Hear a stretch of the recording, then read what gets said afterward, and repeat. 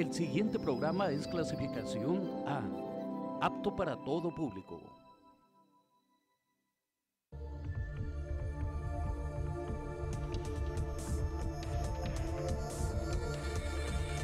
UACJTV presenta. Amigos, ¿qué tal? Bienvenidos, qué bueno que nos acompañan a esta emisión de Énfasis. Les saludamos desde 44.3, aquí en nuestra región fronteriza de Ciudad Juárez, El Paso. Quédense con nosotros, vamos a comenzar esta emisión.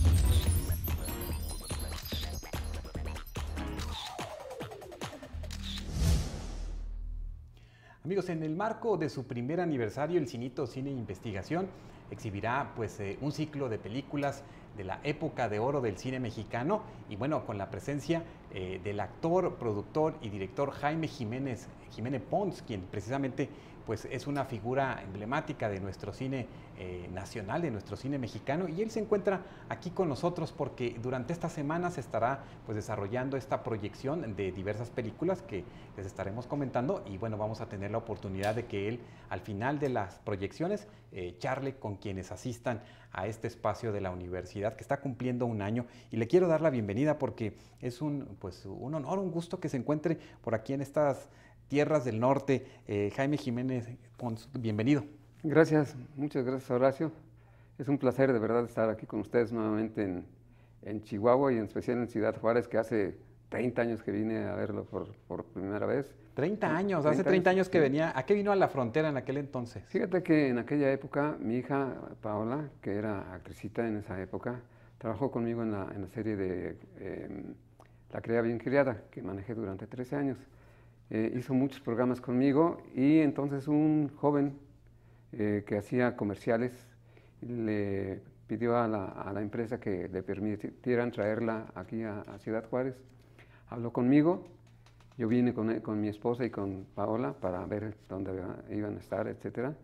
Y nos gustó el lugar, y te voy a mencionar un lugar que no sé si exista todavía. A ver. Era un lugar que tenía en su interior como un set de un pueblito mexicano que tenía su kiosco y negocios en todos lugares, la iglesia, sí, claro, el cine y todo. ¿Cómo se llamó ese lugar? ¿El pueblito mexicano? El pueblito mexicano. Sí. ¿Y todavía existe? Existe, ahora son unas oficinas de gobierno y enseguida ya ahora hicieron el nuevo espacio precisamente con esta idea de restaurante, y sí, pues hace bastante tiempo.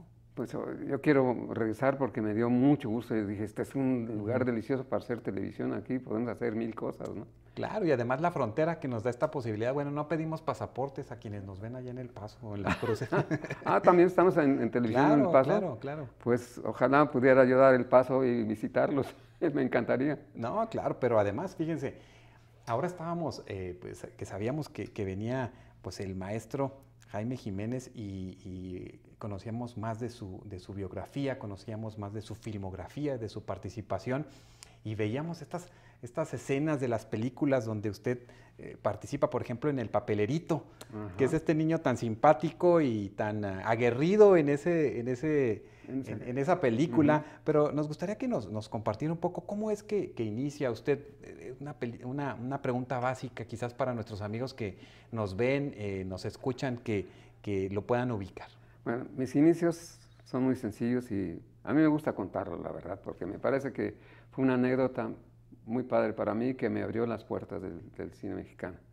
Resulta que mi hermano, que era actor también, había hecho una película, lo hice muy bien y lo invitan a hacer otra película más. Cuando llega a la oficina lo ven y dicen, no, Antulio, tú ya creciste mucho, eres un galán, porque hizo el personaje de Emilio Tuero cuando hizo la película. No, pues estás muy grande. No, nosotros necesitamos un niño como unos 7 años, greñudo, trompudo, moreno y gritón, dice mi hermano.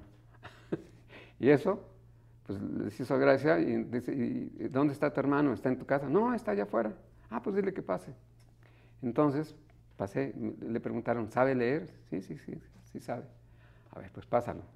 Y efectivamente, tenía yo lo que me falta y que extraño muchísimo, una melena tremenda. Y efectivamente tenía las orejas paradas, no sé por qué, pero bueno, así. Trompudo, pues no me la puedo quitar, pero total llegó y dijeron, bueno, de tipo está perfecto, ahora vamos a ver si puede hacer las cosas. A ver, lee esta frase y ya me acerqué y leí, la mano madrina. La madrina iba a ser Lilia Michel y el padrino Ernesto Alonso. Lo leí bien, entonces, a ver, muy bien, ahora haz esto. Total, me dieron algunas instrucciones, les pareció bien y me contrataron. Resulta que tenían que pasar unas semanas para que yo interviniera en la película. Cuando me dan el llamado, mi papá, para que yo saliera muy guapo en el cine, me manda a la peluquería y me corta el pelo en casquete corto.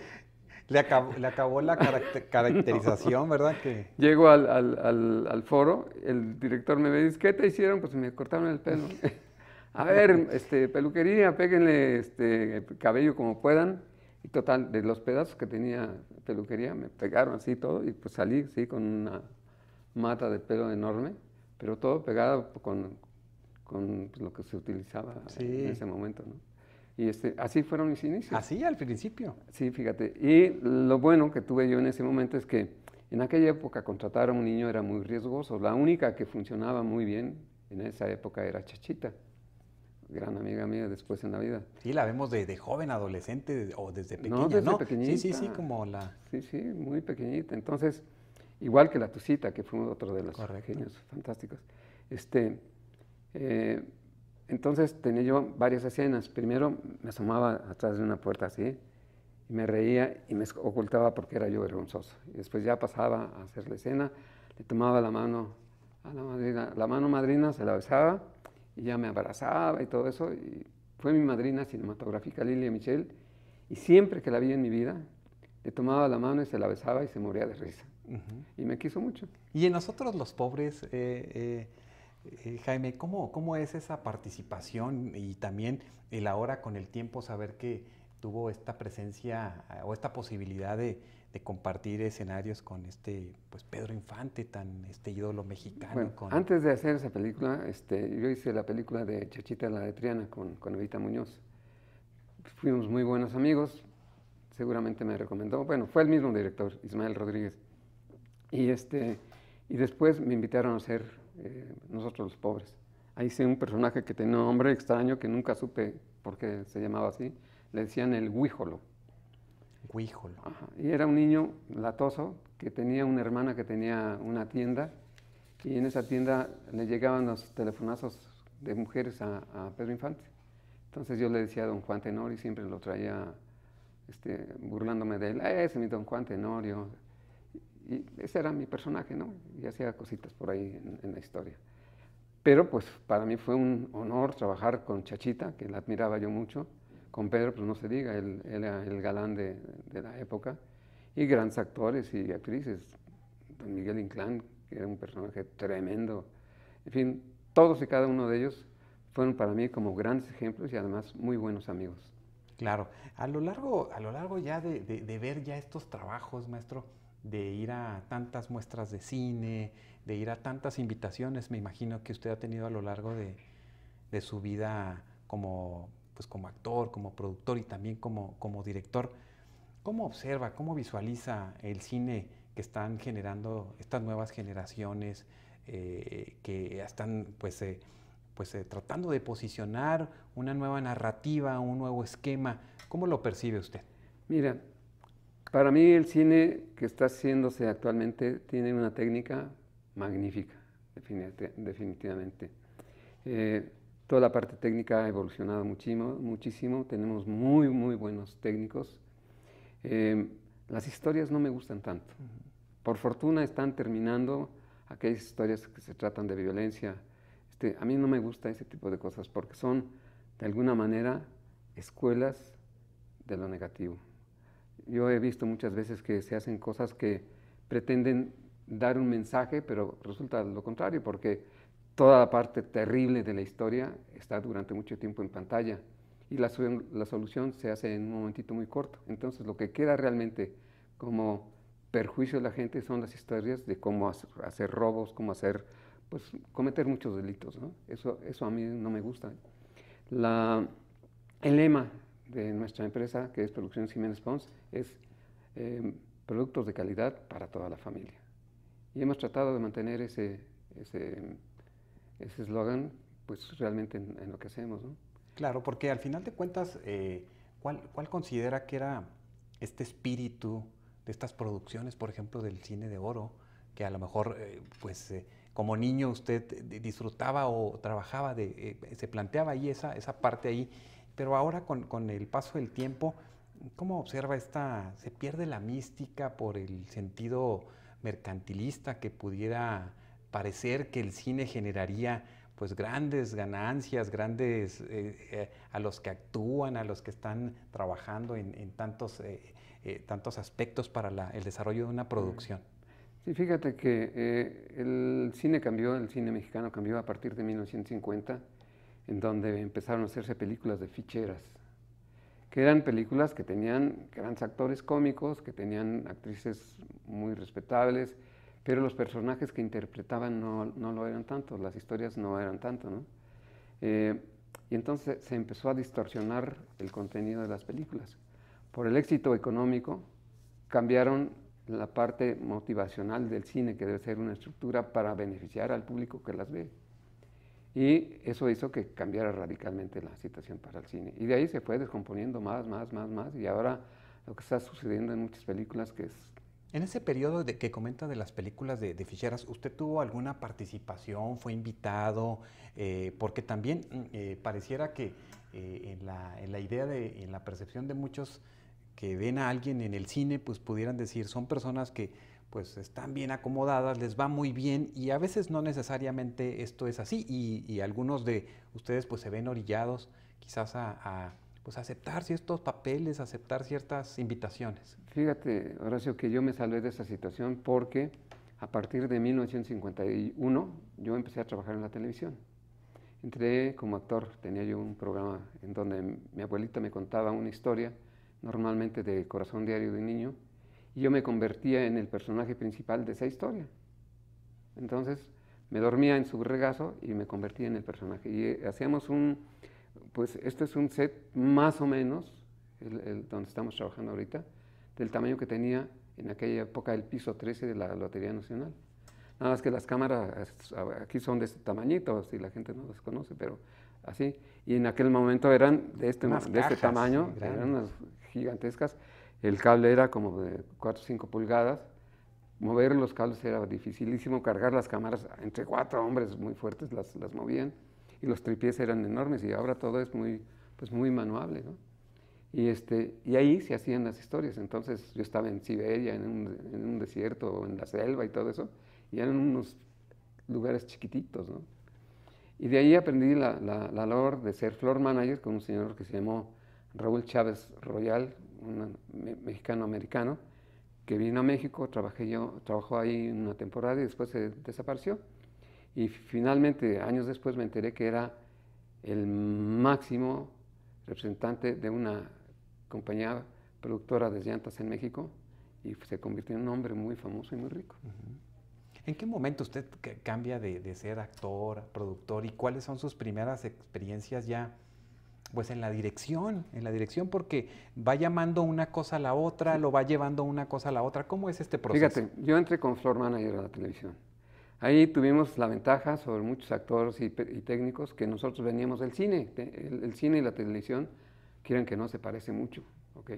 Nada más que la televisión se hace de una manera más rápida, ¿no? Y cuando estaban los programas en vivo era todavía más rápido, pues como ahora. Pero ya las situaciones de los equipos han variado. Pero en aquella época hacer una novela o hacer un programa musical, todavía no estaba la gente muy acostumbrada a hacerlo, ¿no? Y la verdad es que ese conocimiento que teníamos del cine nos ayudó para crear historias, para dirigir actores de manera muy pronta. Yo dirigí mi primer programa en 1957. Y después me convertí en productor. Y pues, en fin, fui cambiando muy rápidamente mi carrera, y llegamos a producir entre los hermanos una cantidad impresionante de programas, ¿no? Cuando creamos en el 69 Producciones Jiménez Pons, entre los 6 hermanos que estábamos en la televisión, hacíamos 33 programas a la semana. Y entonces, durante 7 años manejamos esa cantidad de programas y un día me puse a pensar, ¿cuánto es 33 por 52 por 7 años? Saquen sus cuentas. Uy, pues mucho. ¿Saben cuánto es? 12,000, 12 programas. 12,000, 12 programas. Mi hermana Gloria fue la creadora de la televisión matutina. En ese programa estaba también mi hermana Norma. Después seguía mi hermano Mario Humberto con programas de aventuras de niños. Y después, pues, Antulio, que era el jerarca de nuestra familia, con una cantidad tremenda de producciones. Y después seguía yo, y después mi hermana Iris, en fin, te digo en cantidad, ¿no? Y así estábamos en la televisión desde que amanecía hasta que anochecía. Jaime, había un trabajo que usted realizó que es muy significativo, que quizás muchos de nuestros amigos lo recuerdan porque estamos hablando del santo, del enmascarado de plata y esta leyenda fabulosa que se nos presenta de esta lucha contra las lobas, ¿no? Santo contra las lobas. Contra sí. las lobas, y es una producción muy interesante que usted desarrolla en 1976. ¿Cómo es trabajar este esquema de producciones? Porque es esta ficción, es buscar un entretenimiento a partir de esa propuesta. ¿Cómo fue la realización y su impacto en las salas? Bueno, mira, yo me acerqué a Emilio Azcárraga, él fue mi socio en la producción de películas, y le dije que quería yo hacer una serie con Irma la Tigresa, ¿ok? Y me dice, mira, Jaime, a mí me interesaría más que hicieras algo con el santo. Ah, pues muy bien. A los 2 días regresé y le dije, pues ya está contratado el santo, vamos a hacer 52 películas con él. Ah, fantástico. Él puso dinero, yo ponía también mi parte, y la verdad, El santo contra las lobas fue la segunda película que hice yo con el santo. Primero hice Anónimo Mortal y después el santo. Pero esa película en Alemania tiene un lugar muy especial. Sí. Una cuestión así, es un ícono o icono, como quieras pronunciarlo. Y pues fue muy divertida. Primero porque yo escribí la historia junto con Ramón Obón y le pedí a Rubén Galindo que la dirigiera, ¿ok? A la primera semana tiene un problema familiar Rubén y me dice, Jaime, no puedo continuar con la película, no sé qué vais a hacer. Dije, pues dirigirla yo la escribí, pues la puedo hacer mucho más fácil, ¿no? Y me atreví a dirigir la película y le hice modificaciones después de haber visto lo que estaba pasando y realmente me divertí. Mira, yo he tenido la fortuna de trabajar en un medio que es muy divertido, que es muy agradable, que es sensacional, hay muchas emociones en todo esto y que además de todo me pagan por hacerlo. Claro, y además, porque por ejemplo, inclusive a veces el reconocimiento del trabajo de muchos de estas producciones en las que ha participado, en las que ha producido, dirigido, a veces viene de otros lugares, por ejemplo, en Europa, ¿no? Todas estas películas del santo, pues ahora son de culto. Así es. También, por ejemplo, en Japón, ¿cómo les fue también ahí con el Oriente, ¿no? Con esta pues mira, propuesta. Yo no tengo así todos los números, pero sé que han funcionado en Europa y en otros países. El santo ha sido una figura pues santificada, por decirlo de alguna manera. Sí, claro. Y con mucho éxito, mucho éxito. Todas las películas del santo han tenido éxito. Cuando va usted allá, cuando ha acudido quizás a alguna invitación que tiene de Europa o de algún otro lugar donde se presentan estas retrospectivas del santo, ¿cómo siente? Porque son culturas distintas, son Claro. formas de percibir el mundo quizás diferente. ¿Cuál es ese común denominador que hace que haga clic ese trabajo y ese esfuerzo? Bueno, primero que nada me preguntan cómo era el santo. Y el santo era un personaje muy sencillo, un gran hombre, un hombre que de verdad era admirable por su sencillez, su humildad para lo que representó en la industria de México. Era un súper personaje, adorado en todas partes. Sigue siéndolo, ¿no? Y después que si lo conocía yo, era la segunda pregunta, que si lo había visto sin máscara, ¿no? Siempre utilizaba cuando no estaba luchando una media máscara, se le veía hasta aquí nada más y el resto estaba cubierto. Y que qué tal era como persona, pues era una persona magnífica. Y en fin, pero esas mismas preguntas se repetían en todas partes, ¿no? Y que si me asustaba yo con las películas del santo cuando era niño, no, pues ya lo conocí cuando yo era adulto, ¿no? pero fantástico, un personaje de leyenda en todas partes.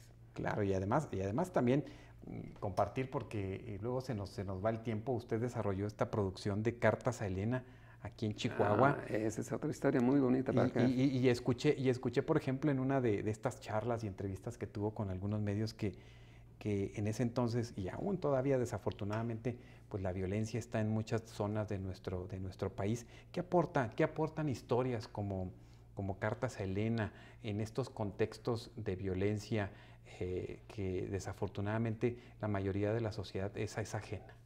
Mira, primero que nada tiene dos personajes muy valiosos. Un jovencito que yo lo seleccioné para que hiciera el personaje principal, y otro actor que se llama Jorge Galván, que ya se nos adelantó.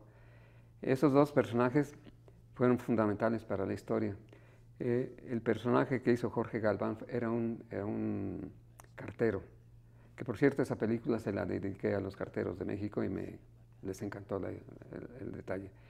Y ese cartero recibe a este niño que se le acaba de morir su mamá, y lo recibe para que de alguna manera le sirva para entregar las cartas.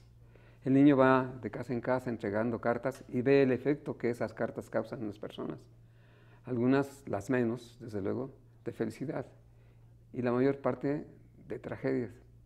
Porque además tiene que abrir las cartas, leerle a las personas que las recibían, porque eran iletrados, las cartas, y ve sus reacciones, ve cómo sufren y cómo lloran y cómo causa un estrago la noticia. Entonces empieza a cambiar las historias. Él lee que le está yendo muy mal a la persona, entonces le empieza a inventar a cada personaje que le va muy bien, que tienen trabajo, que consiguieron una novia, que son felices en el extranjero, sobre todo en Estados Unidos. Cosa que muchos paisanos han vivido historias muy lamentables por allá, ¿no? Entonces, el pueblo, que era un pueblo sumido en pues un letargo de tristeza y de pobreza, etcétera, se empieza a levantar y la gente empieza a reaccionar y empiezan a crecer y a creer en el futuro y empieza a florecer. Pero hay un personaje malvado que siempre existen por ahí, que lo hice yo soy el malo de la película. Sí, lo vimos ahí porque además es el entender esta forma en la que se va entrelazando la historia, va generando esta presencia de estas luces y sombras, ¿no? Sí, sí. Pues se da cuenta porque a mí me lo dejan encargado para que yo lo alimente, para que mi hermana me deja con este personaje. Y entonces yo le hago la vida de cuadritos a este niño, ¿no? Lo maltrato. Inclusive le llegué a dar unos golpes tremendos al niño con cinturón y con patadas y todo eso. Y ya cuando él se libera de mi presencia y se va con el cartero, me lo encuentro todavía en la calle y en esa escena el director me dijo, ahora que lo vea, después de darle esa paliza, pues cuando lo vea, denle un sope así nada más. No me acuerdo cómo utilizan la palabra que aquí en... Un golpe, un guamazo. No, él utilizó una palabra así muy local de aquí, que no me acuerdo eso. Pero, un bachón. Un bachón, sí, exacto. Y yo dije, no, pues después de haberle dado esta golpiza, yo me tomé la atribución de hacer una cosa por mi cuenta, ¿no? Se me acerca y ya estaba muy altivo así el muchachito, y eso me dio coraje. De verdad me dio coraje en el personaje. Dije, ay, desgraciado, que puse así mi mano y tomé vuelo y le di un golpe aquí en la parte de la nuca, que sonó como si hubiera sido un golpe de esos destructores, ¿no? La gente que estaba en el público viendo la filmación se murió de risa del trancazo que le di yo al pobre muchacho, ¿no? Yo supe que no le hice daño porque sé dar ese tipo de golpes, ¿no? Fue un bachonzote. Pero fue un bachonzote, ¿verdad? Él se quedó espantado, y yo me reí porque era el personaje, dar un golpe así, me fui riendo hasta que me acerqué a cámara. Y que se le ocurre al director repetir la escena. No, hombre. Pensé que le habían dicho corte y queda, maestro. No, es que yo quería que hubiera quedado la primera toma. ¿Por qué?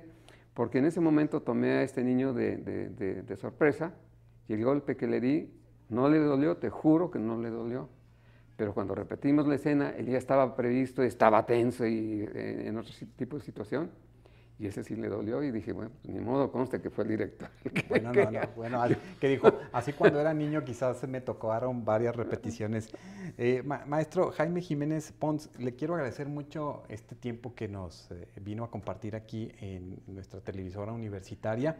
Sabemos que hay muchas anécdotas, muchas historias detrás de todo su trabajo, detrás de todo su ejercicio profesional, actoral, que después pues es una forma de vida al final de cuentas, ¿verdad? Así es. Y no me gustaría despedirme de usted, no sin antes pues invitar a nuestros televidentes a que durante esta semana en el Cinito Cine Investigación, bueno, participen de las proyecciones que a partir de este martes 21 de agosto se van a llevar a cabo.